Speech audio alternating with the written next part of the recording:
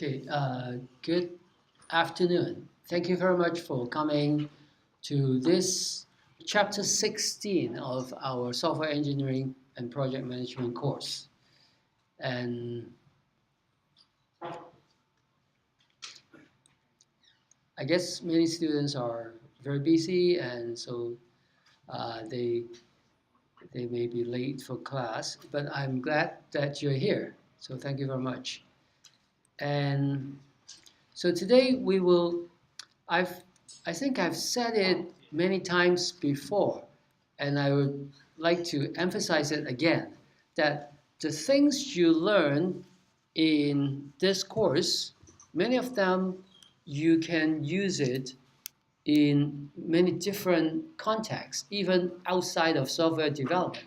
Okay, and this chapter is a very good example. It is about risk management. So we know what the word risk means. Risk means something bad that may happen. Okay, so it is bad, something that we probably want to avoid.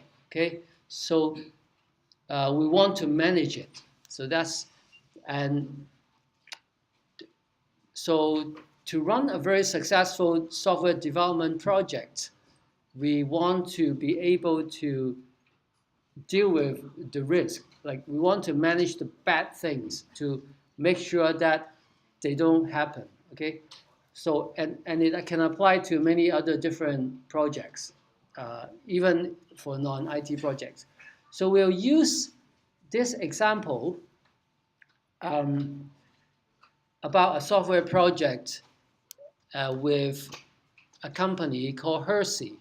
Okay, and the event or the situation happened just before Halloween. So we know Halloween is a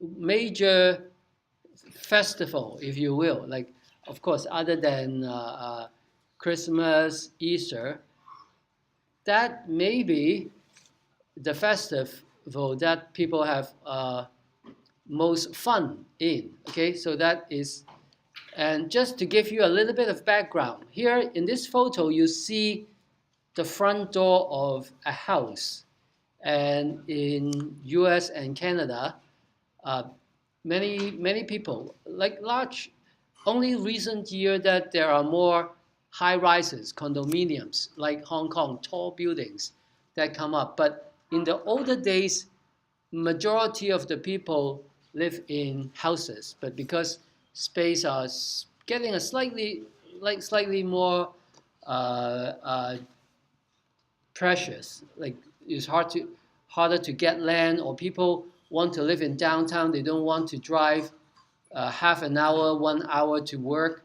So people, more and more people go to condominium to live in high rises, like tall building, 高樓大廈. Okay, but this is the front door of a house, and you see it decorated.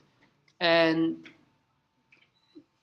on the day of Halloween, if you decorate your front door like this, then children would take it as a sign that this house is giving out candies to children. Okay, so almost any kids, most kids, except the very highly religious people, then they may be against the giving out candies in Halloween, but the majority of the people are very like welcome this idea. So children would go to houses with a little bit of decoration. Usually they are not so nicely decorated. Usually, or if they don't have decoration, houses usually would have the light in the front door turn off when there's nobody coming home.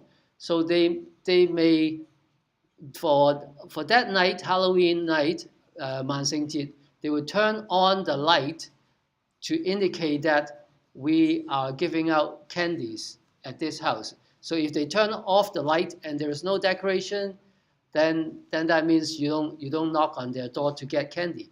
And actually, some adults or some, I'm not sure, maybe if it may be their teenage children would decorate the house in a very spooky way，即係有啲懶係得人驚啊。So hang some skeleton outside and have this pumpkin. This is 南瓜 pumpkin. They carve out the thing inside to cook, and then with some light like a candle in there to attract. So children knock on the door and can say trick or treat. Trick means 整蠱你或者搞你咁樣啦。OK， treat means either I trick you, or you give me a treat as an exchange. Okay, so I guess that's why some religious people don't like it. For one thing, because it's about ghosts, and other thing is it's like you are forcing someone to give you candy. But of course, children do not do a bad thing to the adults, even if they don't get candy. But so they give out candy. So this season, this time of the year, is very important for candy manufacturers.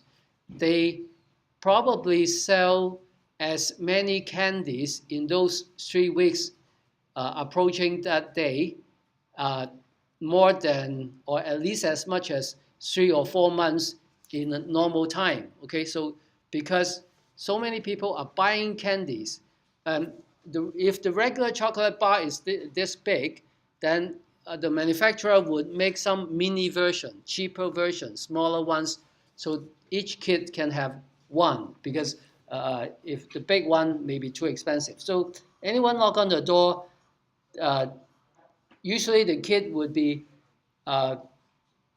very nicely dressed too. They dress in costume. 我覺得最懶最唔中意嗰啲咧，就係咧就咁着套空手道袍就扮係我係 ninja 或者乜嘢咁樣。嗰啲其實係佢平時去學空手道、去學跆拳會着嘅衫。咁佢走嚟着咗呢啲咧，我覺得係好冇誠意。但係咧many kids they would actually dress quite cute. Okay, so their parents would buy them, and also for safety, their parents would be maybe standing near the row at the distance to watch their kids knock on the door. So for the safety part, it depends on how careful are the parents. Some parents would go with their kids, or some kids would gang up like 6 or 7 kids together to go together. So then they are relatively safe. So we sell a lot of we buy lots of candies for children. Okay. So let's define has a definition of risk as some potential problems that can cause a project to fail.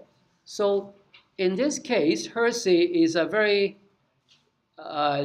some of you may also have this candy. This is very small, and they call it kisses, KISS, kisses. 呢種 candy 叫 kisses 啊，咁it's just chocolate inside. So about 17 or 18 years ago, this company has a software project, but unfortunately, it failed. Okay, the project failed, so it was not fixed in time to hurt the delivery of their candies during the Halloween season. So from the report that I read, it says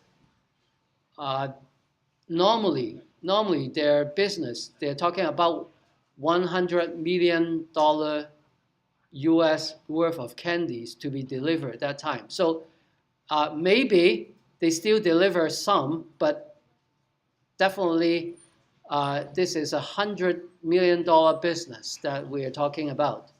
And because of the project fail, they cannot deliver everything to everywhere that they want.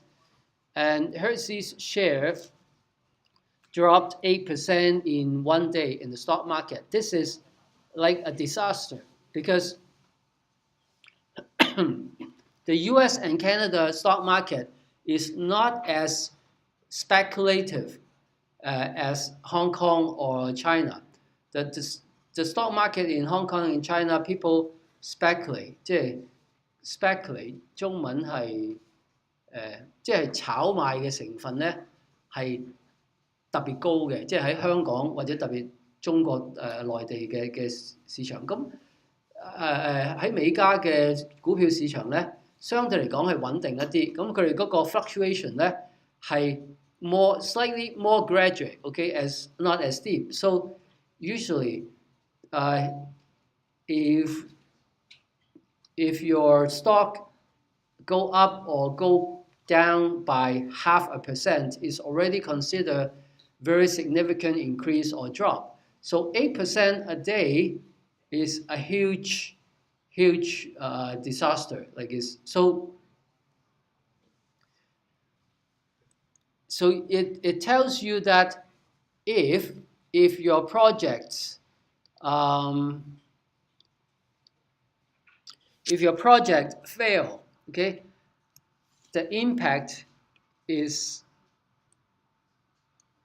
quite potentially big. So I click on a link there to give you an example of something called risk register. Okay, in risk management, we'll talk about more about how to do risk management in a few slides later. But let's look at something called risk register. Okay, basically it is a table that talks about the project and the risk in it.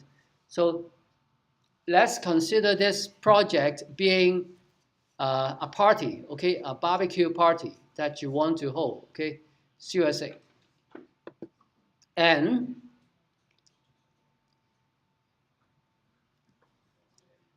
we can have different risks that can happen to this party, okay. The guests find the party too boring, so that is a risk. And drunken brawl, okay? Some people get drunk and they argue, okay, or even fight, okay? So that's another risk. And it rains, okay? If it rains, then people are not showing up. The guests that you invite are not coming, okay? Since you're using fire to cook in a barbecue, well, a fire can also be a risk. And other risk is maybe you didn't have enough food, or the food is spoiled because you did not handle it properly, or is left outdoor, okay, for too long, because I guess maybe you start too late, or you start the barbecue too late, you leave the food outdoor in room summer temperature, 30 degrees, so the food gets spoiled and it affects things. So then these are the risks. So now after we have identified a risk in the barbecue party, then sometimes we may give it an ID to distinguish it, and the ID may be you may have some numbering relating to the kind of risk. So the first two examples, boring or people fighting, it relates to guests, okay, the people you are inviting, okay. So we can number it 1.1, 1.2. And well, if it's rain, if it catch fire, those are nature stuff, right? And you cannot control it, okay? And that means we can categorize it as nature, and we could number it as 2.1, 2.2. Okay? And then third problem, the risk may be related to food. Okay, so so we can number it 3.1, 3.2. And after identifying the risk and also the category that it belongs, then we want to identify what what probability that it will happen. Okay, so some judgment is made there. Okay, so you make a judgment that the chance of guests finding the party boring is low. Maybe because you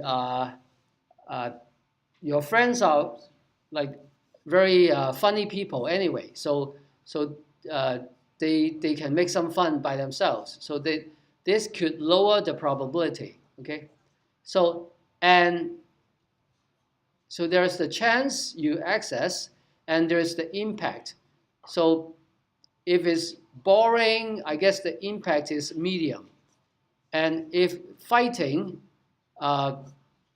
or then, well, the probability is medium, and then maybe you think is the impact is low, although it's arguable. Some people may say is high. Okay, the impact is high. Okay, impact means how bad it is. Okay, so probability means the chance, and impact means how bad it is. And rain, maybe from the weather forecast, you know it's low, and also the impact. Well, the impact may be higher, maybe high because there's no cover in that place. So if rain coming down, you cannot get the fire going. Like then there's nothing to burn. I mean, to use to cook. And so you make judgment. Well, if there's a fire, then the probability, how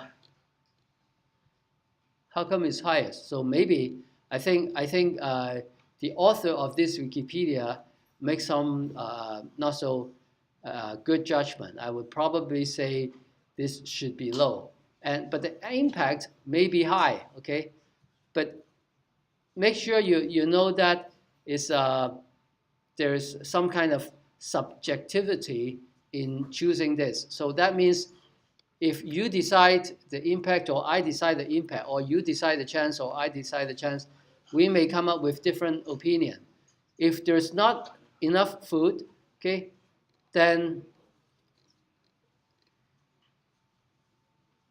again, it depends how much food you prepare. So if you prepare a lot of food, then it will be, the chance is low. Okay.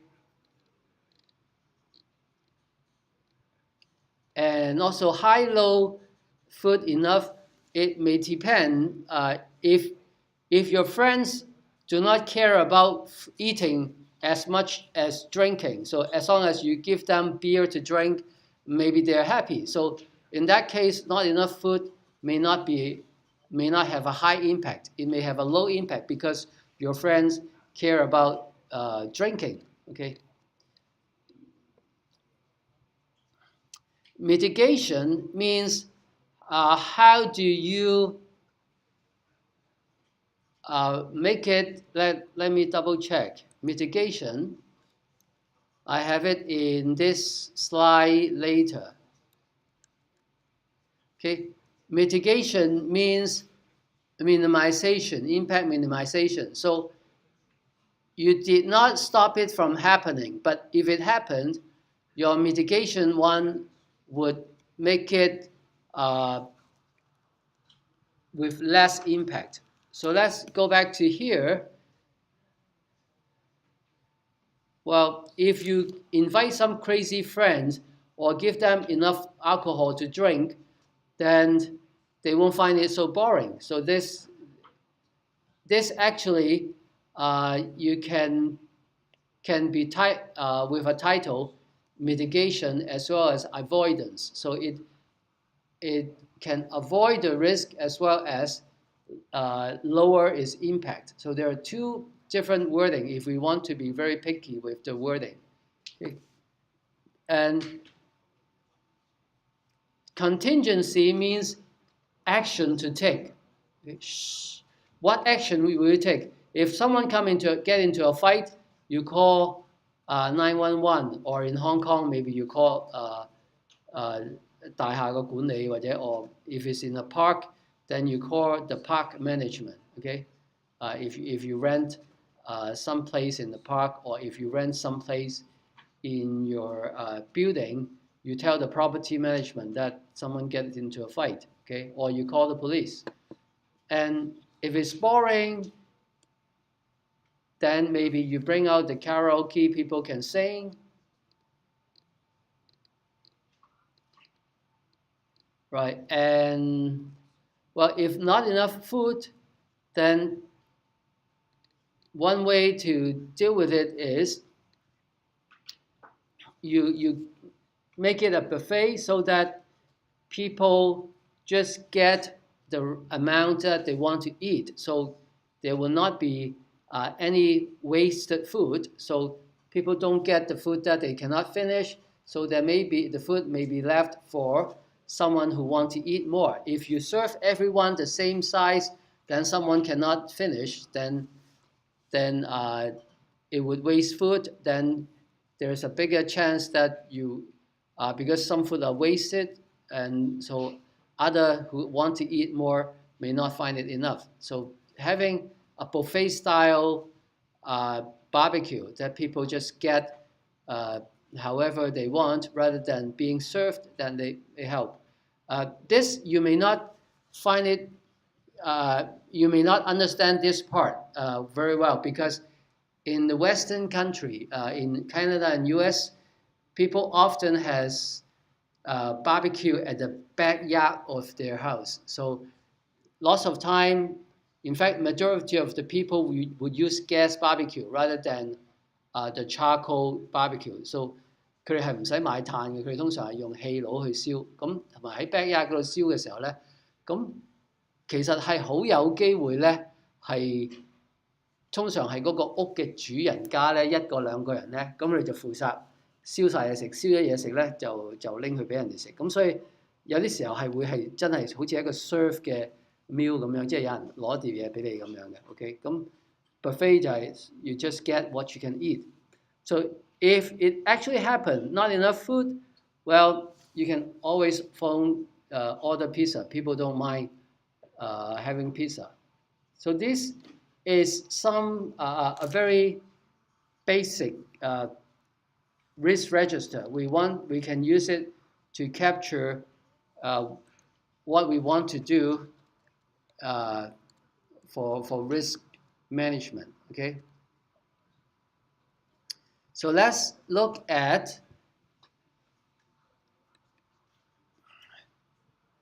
what kind of activities we do for risk management. First, you identify what risks are there, so what can happen, and then you analyze it, okay, and you plan how to deal with the risk. And at this point, you can create the risk register we just saw about the BBQ party. Okay, so after these three steps, we would have that table ready, and then we can do tracking. You should know what tracking and control means.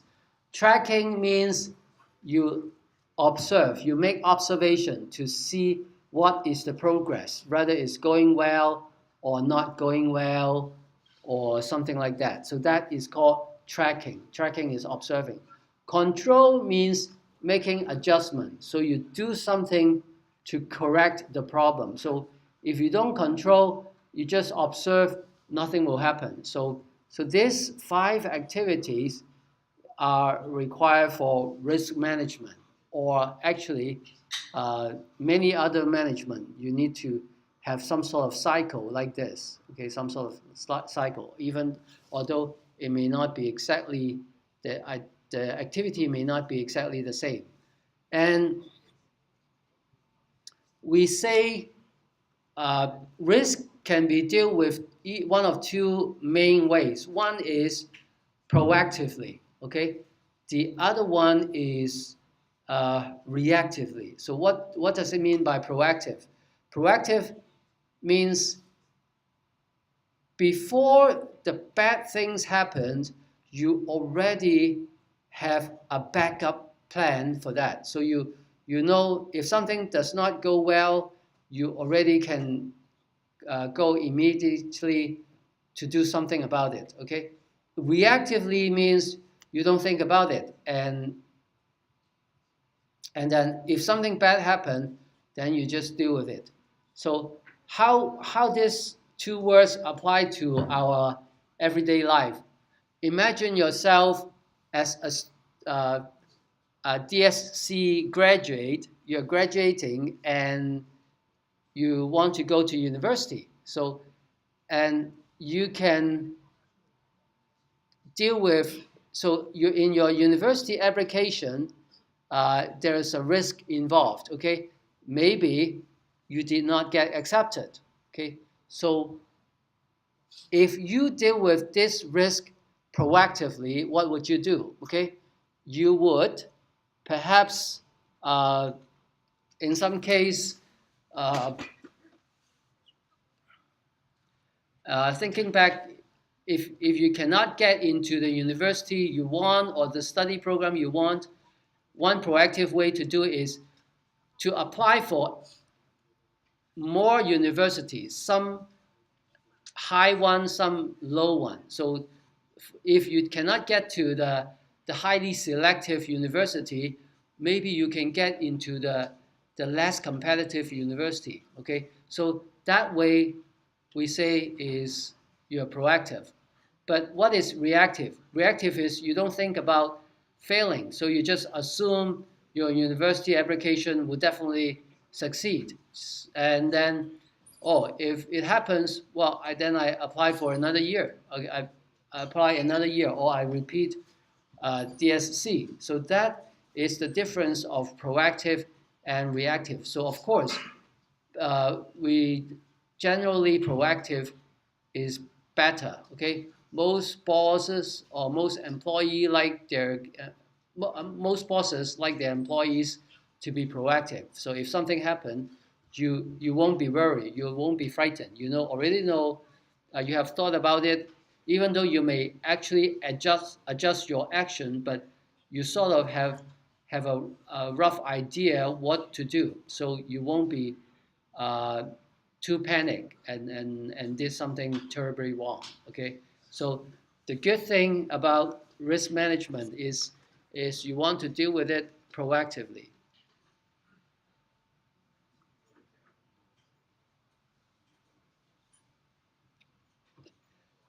But this last risk, sometimes uh, there are risks that are acceptable and there are risks unacceptable. So if the risk is too high, then maybe your project management team or your boss would decide this project is not worth it. Okay, if uh, for example, back to our barbecue project party. Okay, let's say if the weather forecast said the chance to rain for tomorrow is 90%, then maybe you would think the risk is too high. So let's cancel the barbecue party tomorrow. Okay, let's do it another week. So this is something that may affect it. So we assess the risk. And also, sometimes you would still take a risk to do something. And in that case, that high risk better be have high return. Okay, um, so you if you want to take risk, it better be uh, uh, give you good return. Okay, so I would record this and then you can take a 3 minutes break and we can finish. We will continue.